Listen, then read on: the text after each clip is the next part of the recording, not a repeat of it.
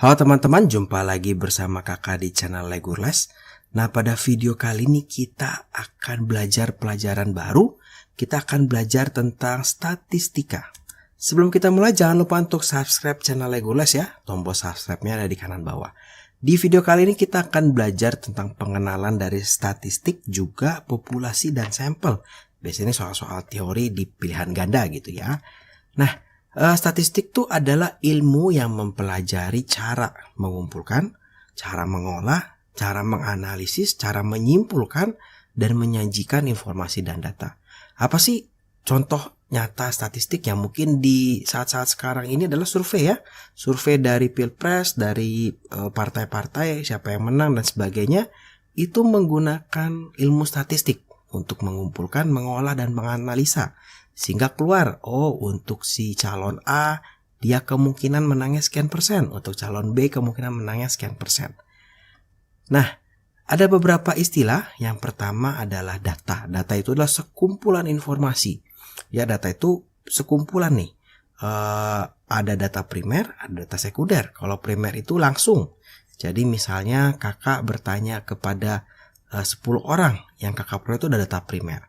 Tapi kalau ada yang menanyakan data tersebut kepada kakak, nah itu dia mendapatkan data sekunder. Karena dapatnya dari kakak, bukan dari orang yang langsung.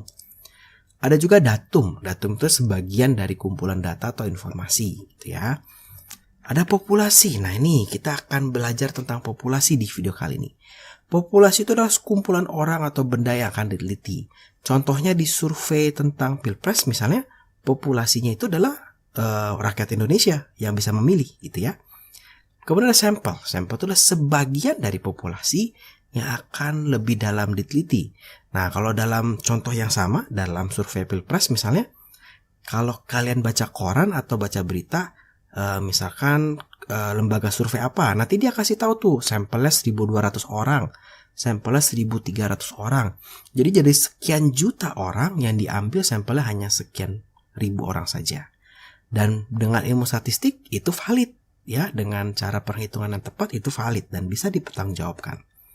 Kemudian kita akan mengenal yang namanya frekuensi. Frekuensi adalah jumlah data tertentu yang memiliki karakter yang sama gitu ya. Misalnya jumlah anak yang berumur 12 tahun ada 18 orang gitu. Atau jumlah anak yang mendapat nilai 7 ada 10 orang. Nah, itu 10 orang itu adalah frekuensinya. Kemudian kita juga di sini juga ada cara pengumpulan data. Ya, data itu bisa dikumpulkan dengan berbagai macam cara. Misalnya observasi. Nah, kalau observasi itu dia dari jauh. Ya, dia tidak bersentuhan langsung supaya perilakunya itu tetap natural. Ya, misalnya sosial eksperimen. Misalnya ya, mungkin kalian pernah nonton gitu ya di YouTube atau di mana ada anak yang dimarahin sama orang tuanya, terus direkam tuh gimana reaksi dari si orang di sampingnya. Atau ada program TV yang ada orang yang kesusahan, ada yang mau nolong atau tidak. Nah, itu sebenarnya teknik observasi. Ada juga wawancara. Kalau wawancara langsung nih ya, kakak nanya, siapa nama kamu? Kamu sukanya apa? Dan sebagainya. Itu adalah wawancara. Nah, tapi tidak semua orang mau diwawancara ya, biasanya malu. Nah, itu ada cara ketiga namanya kuesioner. Jadi kita disuruh, yaudah nih kamu isi deh. Sebenarnya pertanyaan sama misalkan ditanya nama, ditanya makanan kesukaan dan sebagainya. Cuma kalau wawancara secara langsung, kalau kuesioner yang menjadi responden atau orang yang disurvei itu dia langsung mengisi ya, gitu nanti yang dikumpulin. Biasanya kalian suka ada survei penilaian guru di sekolah selama setahun, kira-kira bagus atau tidak, yang ngajarnya gimana, nah itu kuesioner. Nah, ini sekarang kita akan contoh dari populasi dan sampel. Tadi kakak ulang sedikit ya. Kalau populasi dan sampel itu, populasi itu kumpulan orang yang akan diteliti. Sampel itu hanya sebagian dari populasi yang akan lebih dalam diteliti. Nah, jadi di contoh soal yang pertama ini, beberapa siswa SMP Konahi akan melakukan penelitian mengenai kenakalan remaja di desa Ninja Konahi. Nah, populasi dari penelitian tersebut apa ya? Populasi itu kan semua yang mau diteliti ya. Kenakalan remaja ya berarti seluruh apa nih? Seluruh siswa SMP? Enggak juga, karena remaja kan SMP SMA gitu ya. Seluruh pelajar ini ada SD juga. SD itu masih anak-anak. Kemudian siswa nakal. Siswa nakal itu kan yang mau diteliti adalah tingkat kenakalannya. Siswa nakal itu kita nggak tahu siapa gitu ya, nggak jelas. Maka yang lebih tepat adalah seluruh remaja di desa Konahi. Ya, jadi untuk yang nomor 1 jawabannya adalah yang D. Kita coba yang nomor 2. Sebuah lembaga survei ingin melakukan survei mengenai anak jalanan di kota negara api. Nah, populasi yang tepat apa? Ingat, populasi itu yang ingin diteliti. Berarti yang diteliti adalah anak jalanan di kota si negara api. Ya berarti jangan anak yatim dong. Anak yatim belum tentu anak jalanan gitu ya. Anak tunawisma. Nah ini tunawisma adalah yang tidak punya rumah. Ya, tunawicara tidak bisa bicara. Tunawisma, wisma itu kan rumah ya. Wisma Agung, Wisma Permai, nah gitu. Wisma Hambalang, nah itu tunawisma berarti tidak punya rumah. Kemudian kita lihat dulu yang C. Yang C anak putus sekolah. Anak putus sekolah belum tentu di jalanan. Bisa aja dia di rumah ya, bantuin orang tuanya. Bisa saja dia jadi YouTuber gitu ya. Seluruh anak panti asuhan ada tempat tinggal lah, dia tidak tinggal di jalanan. Maka di soal nomor 2 ini jawaban yang tepat adalah yang B, seluruh anak tunawisma di jalan kota api. Jelas banget nih ya. Oke. Nah nih sekarang soal nomor 3. Dalam sebuah penelitian, populasinya adalah kesenian tradisional Indonesia. Jadi yang mau diteliti adalah kesenian tradisional Indonesia. Sebaiknya sampel ya atau contoh-contoh yang diambil itu apa ya? Yang A, kesenian tradisional di beberapa daerah di Indonesia. Yang B, kesenian tarian tradisional. Yang C, kesenian tradisional Jawa Barat. Ya. Yang D, beberapa kelompok wayang kulit di Jawa Timur.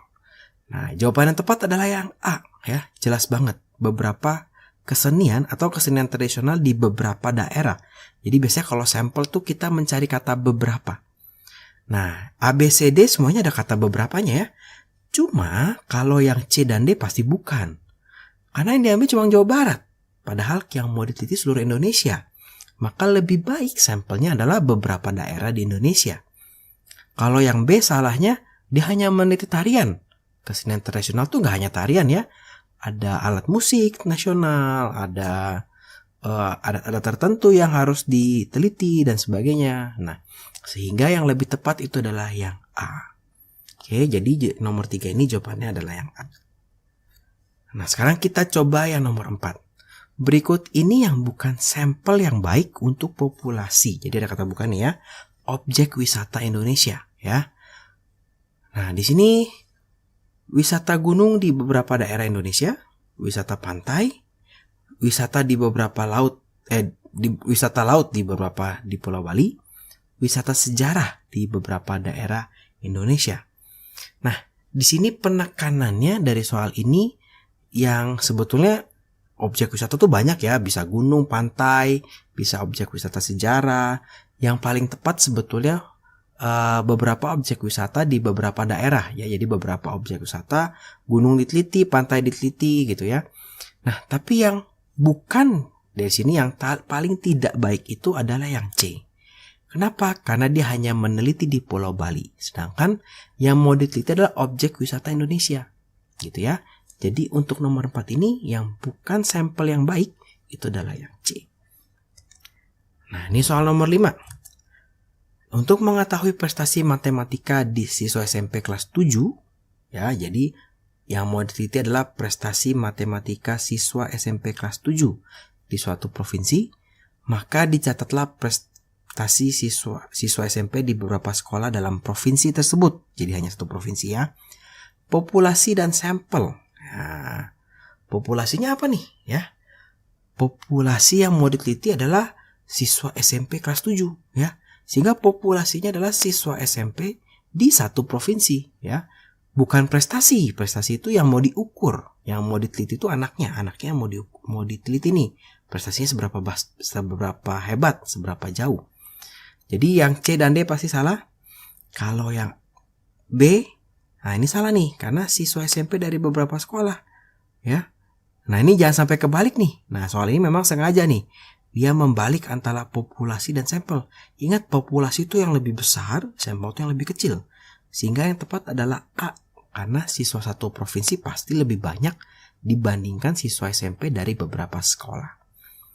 Kita coba untuk nomor 6. Di sini akan diselidiki pengaruh ekstrakurikuler terhadap pengembangan diri siswa di sebuah SMP. Jadi yang diselidiki adalah pengaruh ekstrakurikuler terhadap pengembangan diri siswa di sebuah SMP. Contoh sampel yang baik. Nah, kalau di sini kita bisa lihat kalau yang ingin diteliti adalah pengembangan diri siswa di sebuah SMP. Ya, berarti populasinya adalah siswa SMP tersebut gitu ya. Nah, kalau sampel yang baik, nah kita lihat ya. Siswa-siswi SMP tersebut, nah ini populasi ya, tadi sudah kita bahas.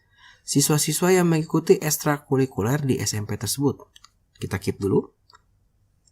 Beberapa siswa dari tiap kelas, baik yang ikut ekstrakurikuler ataupun tidak di SMP tersebut. Beberapa siswa yang mengikuti kegiatan ekstrakurikuler di masing-masing kelas SMP tersebut. Nah, karena dia mau meneliti pengembangan diri siswa, dia tidak boleh mengambil yang ikut ekstrakurikuler saja.